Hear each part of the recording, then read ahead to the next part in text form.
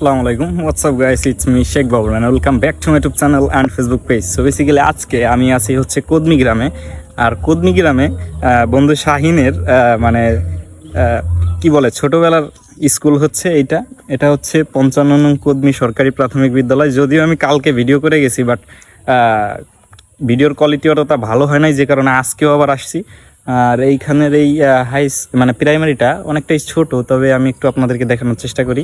And আমরা যদি শুরু থেকে দেখাই, এটা হচ্ছে সাইনবোর্ড। যে সাইনবোর্ডটা দেখেই আমি বুঝতে পারছি যে এখানে প্রাইমারি একটা স্কুল আছে। আর এই যে হচ্ছে সেই রাস্তাটা, আর এই রাস্তাটাও একটু অকেজো। আর এই যে হচ্ছে রাস্তা থেকে একটু ভিতরেই সুন্দর একটা পুকুর এবং হচ্ছে রেন্টি গাছ, মানে সব মিলায় প্রাকৃতিক সৌন্দর্যটা একটু বেশি।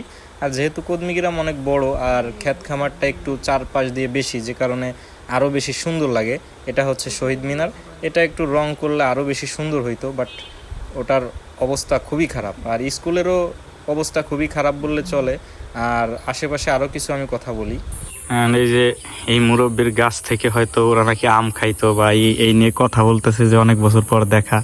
আর এই মুরব্বি দাদি বলতেছে যে তুমি অনেক বড় হয়ে গেছো, কত ছোট দেখছি। যাই হোক, আচ্ছা, কেউ কিছু লক্ষ্য করছেন কিনা আমি জানি না, তবে আমি একটা জিনিস লক্ষ্য করছি যে ওই মুরব্বিটা, মানে ওই যে দাদি বলে ওরা, বা যার গাছ থেকে আম চুরি করে খাইতো বা পায়রা খাইতো, যাই করুক না কেন, সেই মুরব্বি কিন্তু তাকে কত বছর পরে দেখার পরে চিনছে। প্লাস হচ্ছে দেখতে পাচ্ছেন যে পাংখা, আমাদের এলাকায় বলি তালের পাতা দিয়ে বানানো, সেটা দিয়ে বাতাস করতেছে। এই বিষয়টা হয়তো অনেকে লক্ষ্য করেন নাই, তবে ভিডিওর মাধ্যমে যারা ভালোভাবে দেখবেন অবশ্যই তারা দেখতে পারবেন।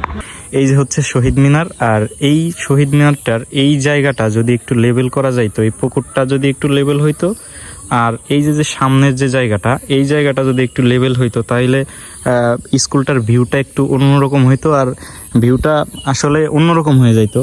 অ্যান্ড এখানে দেখতে পাচ্ছি একটা হিজেল গাছ, এই গাছটা আমার কাছে অনেক সুন্দর লাগে। তবে এই প্রাইমারিটার এই লেভেলটা যদি হইতো, মানে বালু দিয়ে যদি ভরাট করা হইতো, এইটুকু প্লাস হচ্ছে এইটুকু, এই দুইটুকু যদি মানে সমান থাকতো, তাহলে একটু সুন্দর লাগতো।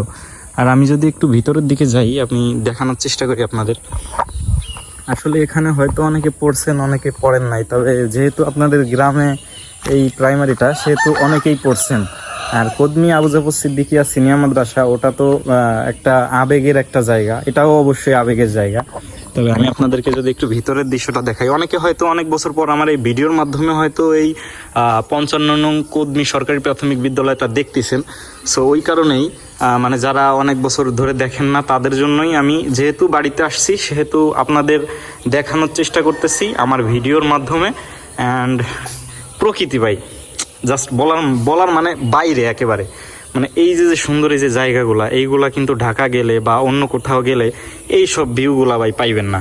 তবে এই সামনের জায়গাটা যদি স্কুলের হইতো বা স্কুলের হয়, এইটুকু যদি সমান করে দেওয়া হয়, তাহলে আরও সুন্দর লাগবে। আর উপরে যাওয়ার সিঁড়ি হচ্ছে এইটা। যদিও ভাই আমি জানতাম না যে এখানে একটা সরকারি প্রাথমিক বিদ্যালয় আছে, মানে প্রাইমারি স্কুল আছে। অ্যান্ড আমি ওইখানে সামনে একটা সাইনবোর্ড দেখছিলাম, তো ভাবলাম যে এইখানে আবার কিভাবে মানে প্রাইমারি স্কুল আছে, আমি তো কখনো দেখি নাই বা জানিও না। তো ওই সাইনবোর্ড দেখার কারণেই আমি বুঝতে পারছি যে এখানে একটা প্রাইমারি স্কুল আছে। সো যাই হোক, এই প্রাইমারি স্কুলটা অনেকটাই সুন্দর, অনেকটাই অনেকের কাছে অনেকের আবেগের হবে।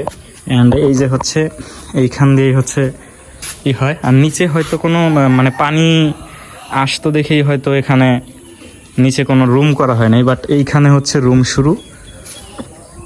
এই যে দেখতে পাচ্ছেন ভিতরে